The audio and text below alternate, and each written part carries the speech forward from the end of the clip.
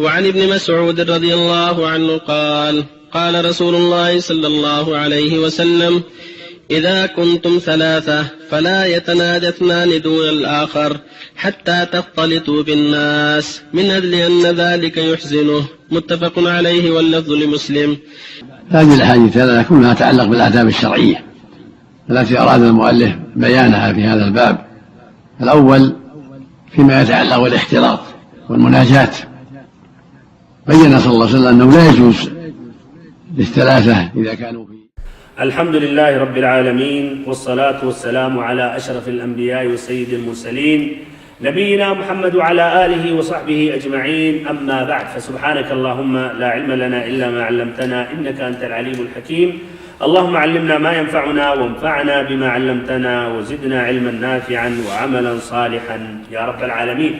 محترم بھائیوں، معزز ساتھیوں اور ہماری ماں اور بہنوں، یہ باب الحیض کا درس نمبر 14 اور درس نمبر اخیر ہے، جس میں جو آخر حدیث ابن حجر رحمہ اللہ نے ذکر کیا ہے وہ ذکر کر رہا ہوں اور اس کی شرح پیش کرنے جا رہا ہوں.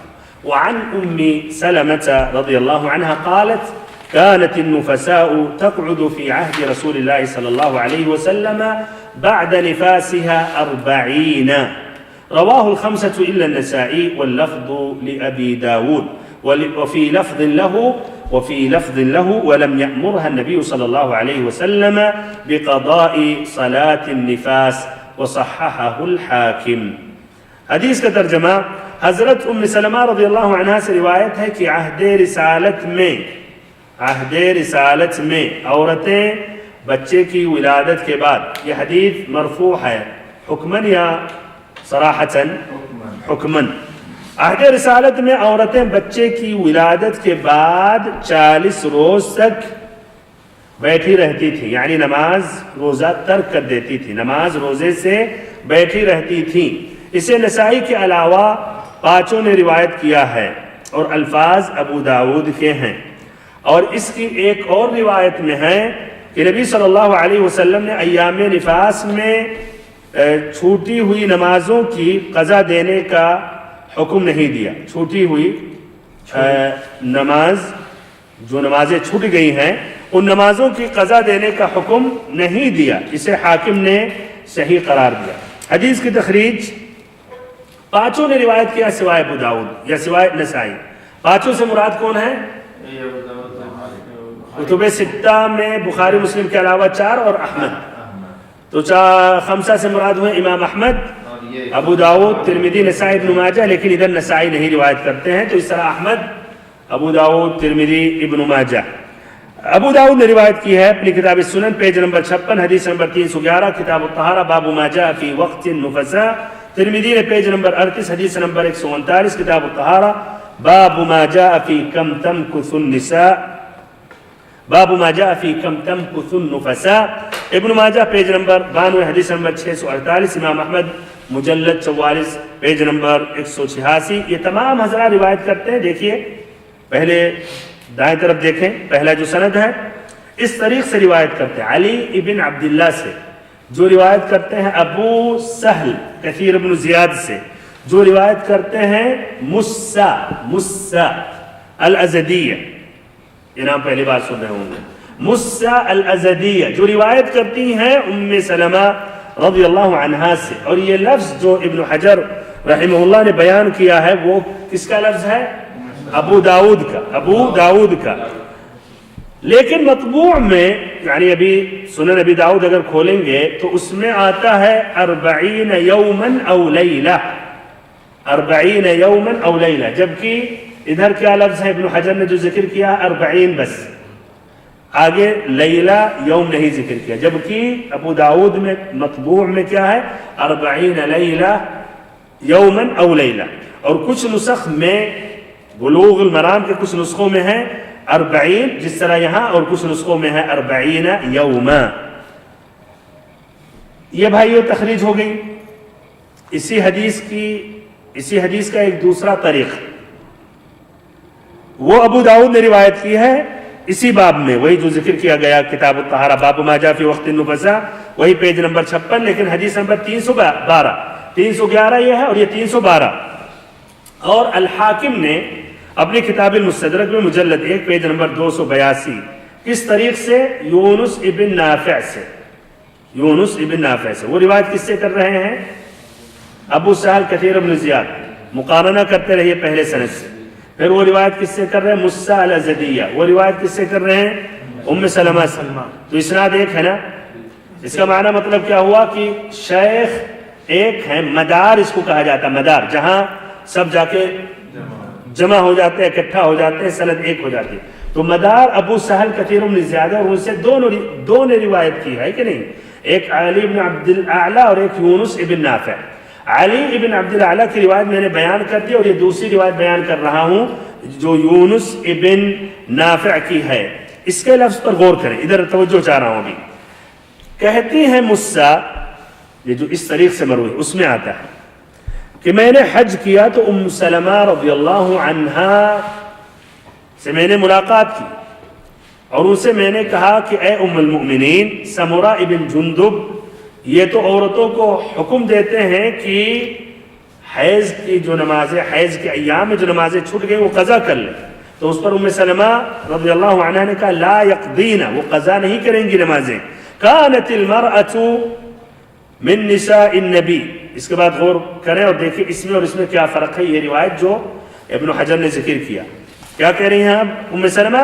کانت المرأة من نساء النبی صلی اللہ علیہ وسلم تقعد في النفاس 40 لیلہ لا یأمرها النبی صلی اللہ علیہ وسلم بقضاء صلاة النفاس. کہ ایک عورت یا نبی اکرم صلی اللہ علیہ وسلم کی بیویوں میں سے وہ بیویاں 40 دن تک نفاس میں بیٹھی رہتی تھی، رکی رہتی تھی نماز روزے سے. لا یأمرها النبی صلی اللہ علیہ وسلم بقضاء صلاة النفاس. نبی صلی اللہ علیہ وسلم انہیں حکم نہیں دیتے تھے کہ نفاس کے ایام میں جو نمازیں چھٹی ہیں اس کو قضا کریں. کیا فرق ہے ادھر؟ ابھی واضح ہوگا. وقت بچاتے ہوئے آگے بڑھ رہا ہوں.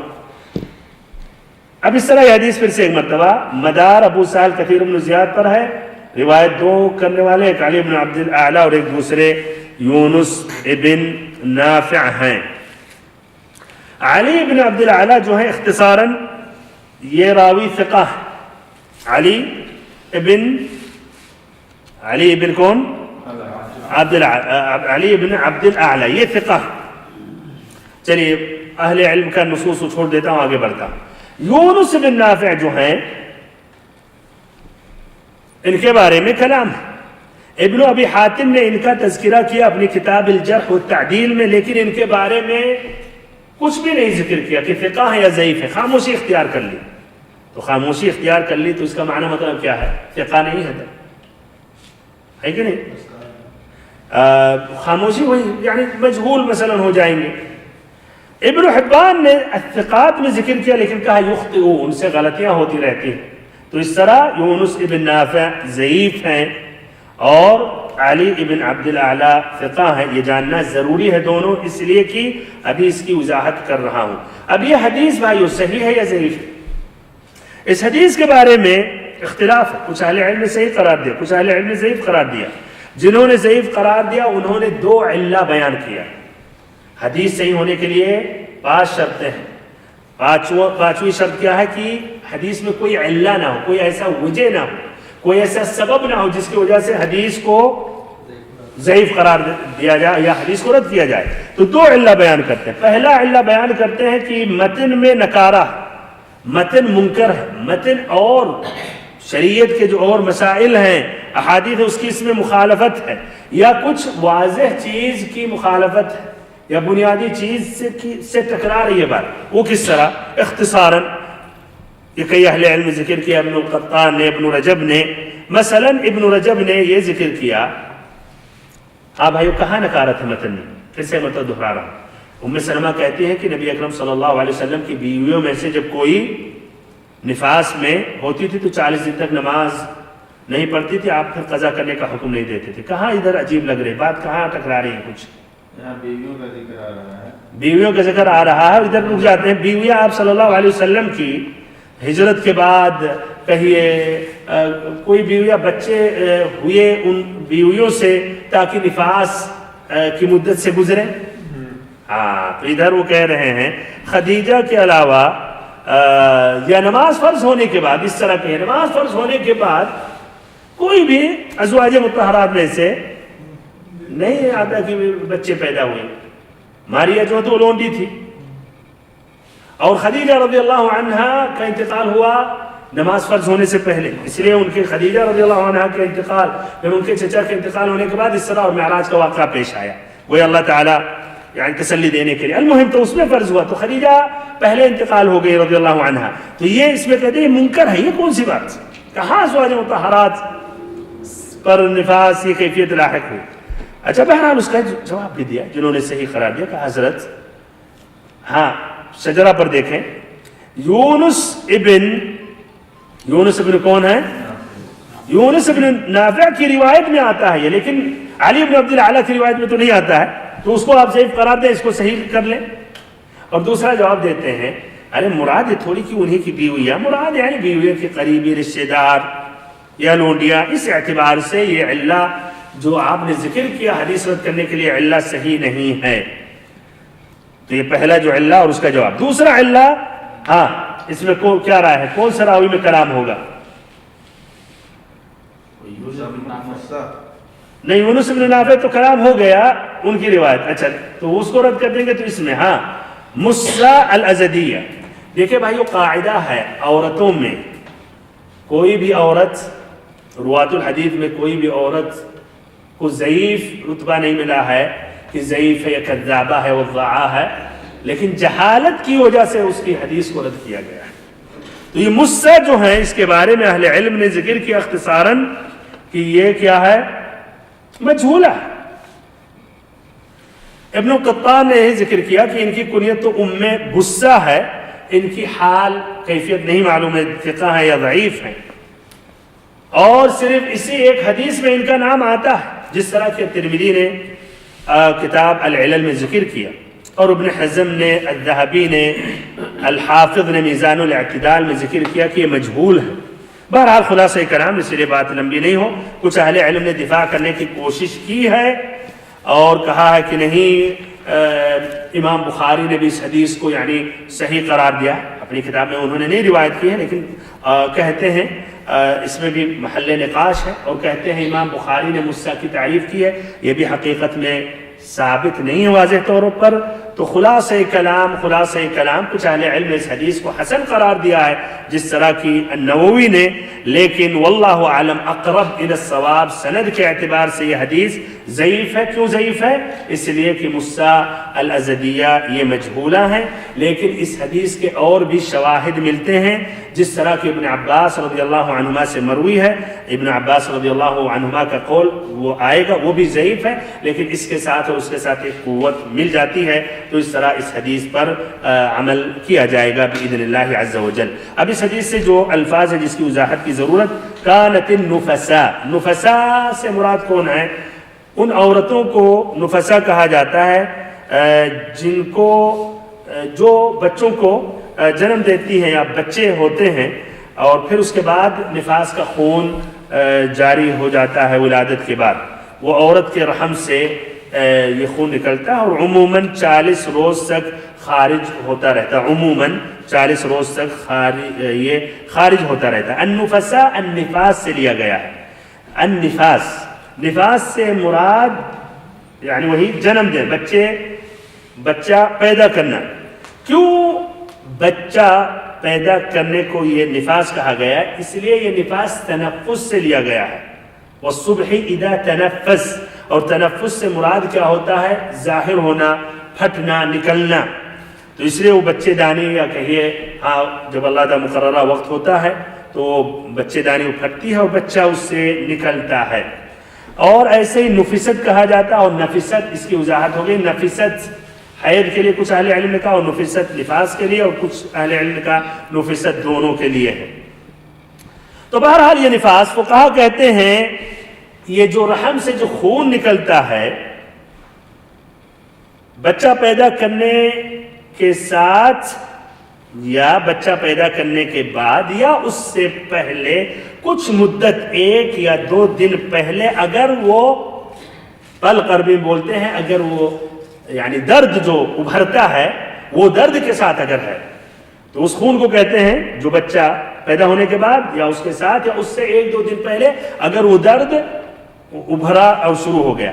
اگر درد نہیں ابھرا اور اس سے پہلے خون آیا تو یہ نفاس نہیں. اور ایسے ہی اگر پانی نکلا ولادت سے پہلے چاہے درد ہو یا نہیں ہو تو یہ بھی نفاس نہیں ہے. تو اگر درد نہیں ہے تو خون نفاس نہیں ہے, اور اگر پانی ہے چاہے درد ہو یا نہیں ہو تو وہ بھی نفاس نہیں ہے. اچھا, تو یہ ہے اس حدیث سے جو الفاظ جس کی وضاحت. اب جو اہم فائدے وہ بیان کر رہا ہوں. اس حدیث سے پہلا سبق, پہلا فائدہ, پہلا مسئلہ یہ ہے کہ نفاس کی اکثر مدت کیا ہے. ہاں, اس حدیث سے یہ سبق یا یہ سبق مل رہا ہے, اس حدیث سے یہ سبق مل رہا ہے کہ نفاس کی سب سے لمبی مدت کیا ہے, 40 دن. اور یہ مذہب احناف کا ہے, یہی مشہور ہے حنابلہ کی مذہب میں, اور یہی مسئلہ راجح ہے انشاءاللہ. اور اس مسئلے میں یہ ام سلمہ رضی اللہ عنہ کی حدیث ہے, اگرچہ اس میں کچھ کلام ہے لیکن کچھ اہل علم نے حسن قرار دیا ہے. اور ایسے ابن عباس رضی اللہ عنہما سے مروی ہے جس سے اس حدیث کی تقویت مل رہی ہے. ابن عباس رضی اللہ عنہما کہتے ہیں النفساء تنتظر نحوا من 40 یوما, کہ نفساء جو ہے یہ 40 دن تک انتظار کرے گی. مراد ہے آخری مدت سے, یہ سب سے لمبی جو مدت ہے. ابن عبد البر کہتے ہیں وَلَيْسَ فِي مَسْأَلَةِ أَكْثَرِ النِّفَاسِ مَوْضِعٌ لِلْإِتِّبَاعِ وَالتَّقْلِيدِ إِلَّا مَنْ قَالَ بِالْأَرْبَعِينَ فَإِنَّهُمْ أَصْحَابُ رَسُولِ اللَّهِ صلی اللہ علیہ وسلم وَلَا مُخَالِفَ لَهُمْ مِنْهُمْ. کہتے ہیں نفاس کی اکثر مدت کے متعلق یعنی کوئی ایسا واضح یہ نہیں ملتا ہے, یعنی واضح دلیل یعنی واضح دلیل نہیں ہے, لیکن صحابہ کرام سے 40 کا ذکر آتا ہے اور ان کی کسی نے مخالفت نہیں کی. پھر سے ایک مرتبہ یا اختصاراً ابن عبد البر کا قول یہ واضح ہو رہا کہ صحابہ کرام سے منقول ہے اس مسئلے میں کہ اکثر مدت حیض 40 دن ہے اور اس کی مخالفت کسی نے نہیں کی. تو پھر ہمیں بھی یعنی تسلیم کر لینا چاہیے کہ آخری جو مدت سب سے لمبی مدت ہے نفاس کی وہ ہے 40 دن. ڈاکٹر عمر الاشرق یا ڈاکٹر عمر الاشقر کہتے ہیں ولا حد لاقلہ, نفاس کی کم سے کم مدت کی کوئی تحدید نہیں, اور سب سے لمبا کیا ہے 6 ہفتہ. یعنی کتنا دن ہو گیا, 7×6 42 دن. اگر 42 سے زیادہ جا رہا, 6 ہفتے سے زیادہ جا رہا ہے تو وہ حقیقت میں طبیعت کے خلاف ہے. یعنی اکثر جو عورتیں جو طبیعی حالت ہوتا ہے, نارمل جو حالت ہوتا ہے اس کے خلاف ہے, اور ایسی حالت میں استحاضہ میں باقی ایام کو شمار کیا جائے گا. وَيَلْحَقُ بِالِاسْتِحَاضَةِ وَقَدْ يَكُونُ مِنْ جَرَّاءِ بَقَايَا الْمَشِيمَةِ دَاخِلِ الرَّحْمِ. اور کہہ رہے ہیں کبھی کبھی جو مشیمہ جو باقی رہتا ہے, مشیمہ کیا ہے, جو بچے کا جو ناف جو جڑا رہتا ہے اپنی ماں کے پیٹ میں یا بچے دانی میں بھی, اور رحم سے وہ جڑا رہتا ہے اور وہ پیدائش کو اس کو جو نکالا جاتا ہے, تو کہنا ممکن ہے کہ اس کے کچھ اجزاء باقی ہیں اس کی وجہ سے. اور یہ بھی کہہ رہے ہیں کہ کبھی کبھی جب نفاس کی مدت ختم ہوتی تو اس کے بعد حیض شروع ہو جاتا ہے, اور ممکن ہے اس کے بعد پاکی شروع ہو جائے, اور یہ مدت پاکی کی لمبی یا مدت ہو سکتی ہے اور کم بھی ہو سکتی ہے. بہرحال بھائی اس مسائل میں جانتے ہیں حیض نفاس کوئی فکس نہیں کہہ سکتے ہیں, اور اس میں اسی لیے اختلاف جو فقہی مسائل میں جو بات لمبی ہوئی اس کی ایک اہم وجہ یہ ہے کہ عورتوں میں جتنا آپس میں اختلاف ہے کوئی قاعدہ کلیہ نہیں ہے. تو بہرحال کہنے کا مقصد پہلا جو سبق خلاصہ کلام یہ ہے کہ نفاس کی اکثر مدت کتنی ہے 40 دن. یہی مشہور ہے, یہی راجح ہے, لیکن یہ بھی بتاتا چلوں کچھ اہل علم نے کہا 60 ہے آخری مدت, اور کچھ نے کہا 70 ہے, اور کچھ نے کہا نہیں اس کی تحدید نہیں کر سکتے, اوپن ہے, اللہ اعلم. لیکن زیادہ مشہور زیادہ راجح جس طرح کہ ابن عبد البر نے کہا اور یہی صحابہ کرام سے منقول ہے وہ ہے کہ 40 دن. تو یہ اکثر کے بارے میں. اب عقل کے بارے میں، ہاں بھائیوں، نفاس کی کم سے کم کتنی مدت ہوتی ہے؟ 3 دن. 3 دن. دیکھیے اتنے سب تجربے کار آپ لوگ ہیں لیکن نہیں جانتے، عورتوں سے پوچھنا پڑے گا. دیکھیں اس کی عقل مدت اس کی تحدید نہیں کر سکتے. کچھ عورتیں 40 تک ٹھہرتی ہیں اور یہ بہت ہیں، کچھ 20، 15، 10، 5، اور کچھ نفاس ہوتے ہی نہیں. کیا ممکن ہے؟ ہو سکتا ہے جو آپریشن سے ہوا ہے. آپریشن سے ان سے بھی ہوتا ہے. صحیح آپ نے کہا آپریشن سے. میرے بھی ذہن میں مرتبہ سوال آیا، ایک اپنے بھائی آپریشن سے ہوئے تو میں نے پوچھا بھی ان سے، تو ہمارے ذہن میں یہی بات ہے کہ شاید جب طبیعی ولادت نہیں ہو رہا تو شاید وہ خون نفاس نہیں آئے. تو کہا نہیں، وہ کاٹنے کے ساتھ ہی وہ شروع ہو جاتا ہے. اچھا، تو بہرحال تو کچھ عورتوں کا یہ نفاس کا 1 دن بھی نہیں ہوتا ہے، یعنی بچہ پیدا ہو جاتا ہے اور کچھ بھی خون نہیں نکلتا ہے، یا صرف پانی نکلتا ہے. کبھی پانی نکلتا ہے کبھی نہیں نکلتا، یہ بھی ایسے حالات ہیں. تو بہرحال تو ایسی عورت جس کے نفاس کا خون نہیں نکلا تو کیا رہا ہے، وہ بھی نماز اور روزہ 40 دن تک چھوڑے گی؟ نہیں، وہ پڑھے گی، اسی ٹائم سے پڑھے گی. اب رہی بات اگر اور کچھ تکلیفیں ہیں، کچھ ایسی باتیں، اس حساب سے وہ جو اور ہیں، کھڑے ہو کے نہیں پڑھ سکتی، بیٹھ کے نہیں پڑھ سکتی، لیٹ کے الی آخری ہی. اچھا، تو بہرحال یہ دوسرا مسئلہ کہ نفاس کی عقل مدت اس کی تحدید نہیں کر سکتے. تیسرا مسئلہ یہ ہے نفاس کے احکام کب ثابت ہوں گے؟ کب ثابت ہوں گے؟ اگر بچہ پیدا ہوا اور انسانی تخلیق اس میں واضح ہو رہا ہے تب، اور اس کی عقل مدت اہل علم ذکر کرتے ہیں 81 دن، حمل ٹھہرنے سے لے کر 81 دن تک کم سے کم، جس میں انسانی تخلیق، چہرہ، نقشہ، یہ سب ظاہر ہوتا ہے، اور غالباً 90 دن ہو جاتا ہے. اس لیے کہ 40 دن وہ تو پانی ہوتا ہے، پھر 40 دن لوتھڑا ہو جاتا ہے، پھر 40 دن گوشت ہوتا ہے، اور اسی میں اس کی تخلیق ہوتی ہے.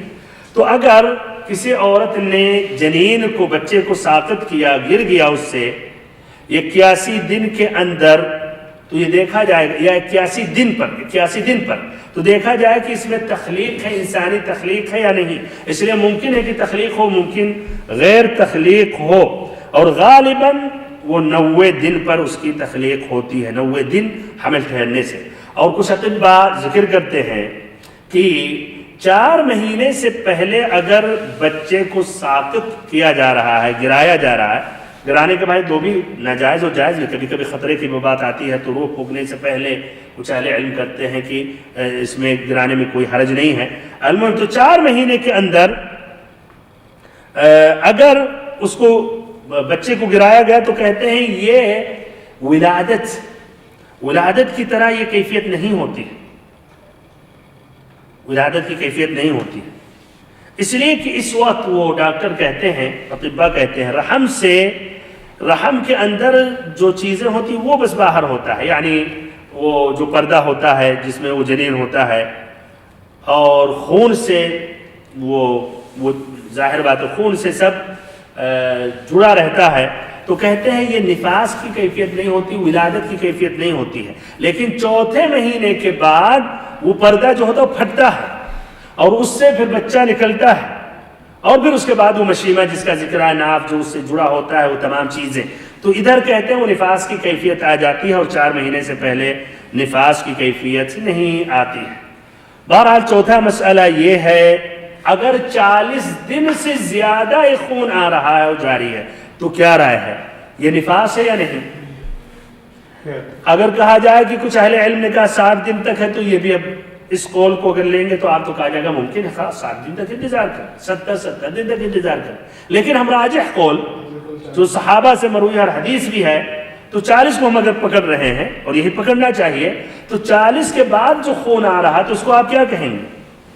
تو ادھر نمبر 1 اگر حیض کا ٹائم آ گیا اور وہ بھی صفتیں دکھ رہی ہیں تو اس کو پھر حیض میں شمار کر لے عورت.